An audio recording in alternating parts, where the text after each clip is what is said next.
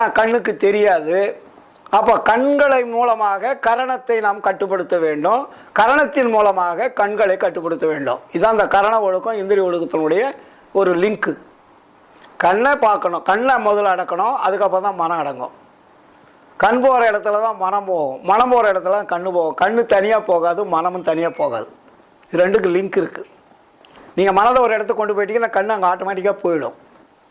நீங்கள் தூங்கும் போதுங்க ஏதாவது நினைங்க, பழசை பார்த்துட்டு மனம் போகிற இடத்துக்கு கண்ணு போயிடுங்க, மனசில் ஒரு பிம்பம் உருவாது. அப்போ அந்த பிம்பம் கண்ணில் தெரியுதா? கண்டிப்பாக. அப்போ கண்ணு மனமும் ஒன்றோட ஒன்று லிங்க், தொடர்புடையது. அப்போ அதனால தான் வள்ளலார் இங்கே இந்திரிய ஒழுக்கத்தை கரண ஒழுக்கத்தில் மனதை சிற்சபையின் கண் நிறுத்துதல் வேண்டும். அப்போ சிற்சபை என்பது ஆன்மா இருக்கக்கூடிய இடம்.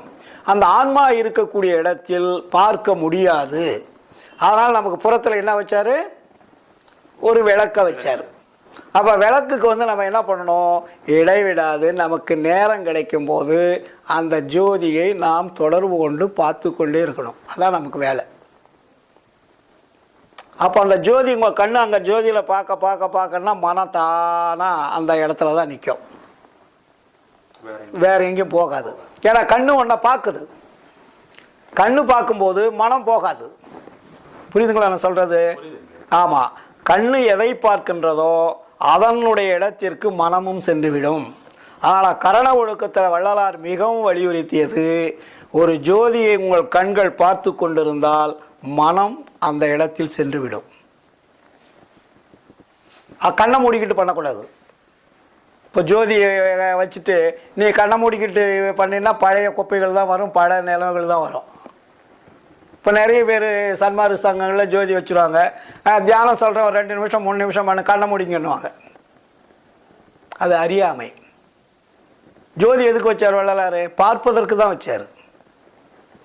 அப்போ நம்ம இடைவிடாமல் அந்த ஜோதியை நாம் பார்த்து கொண்டு இருக்க அந்த ஒளியினுடைய ஒரு சங்கிலி தொடர் போல நம்முடைய கருவிழிக்கும் அந்த ஜோதிக்கும் ஒரு லிங்க் கிடைக்கும்.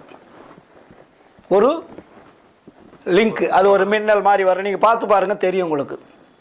அதுக்கும் ஒரு கம்பி போல ஒரு தொடர்பு ஏற்பட்டுக்கிட்டு இருக்கும்.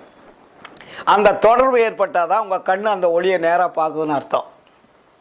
அந்த தொடர்பு வரலன்னா நீங்கள் கண்ணாடியில் இருக்கக்கூடிய விளக்க சரியாக பார்க்கலன்னு அர்த்தம். ஆமாம், வேற எங்கேயோ போயிடுதுன்னு அர்த்தம். ஆமாம், அதே தான், கரெக்டு.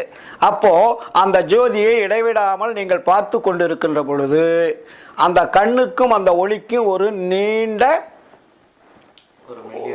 ஒரு மெல்லிய கோடு வரும். நீங்கள் பார்த்தீங்கன்னா சூரிய வெப்பம் காலையில் வரும்போது எப்படி